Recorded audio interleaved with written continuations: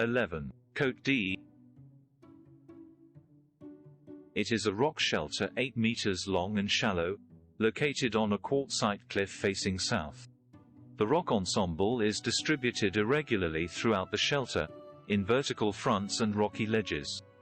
All the figures are paintings in red, although of different tonality and intensity, made in a broad line and showing differential conservation. The worst preserved motifs consist of a vertical line associated with a shorter curved line arranged horizontally, which could be part of a possible anthropomorphic, very difficult to read, with curved arms. Also complicated is the reading of a sign made up of 2 superimposed circles made by successive small punctuations, a particular symbol in schematic art. In this sector of the shelter there are also aligned bars.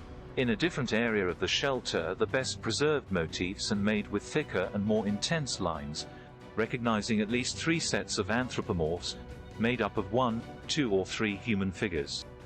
The lower set, with 2 very similar anthropomorphs, shows a male model due to the presence of the long line of the trunk and projected beyond the limit of the lower extremities.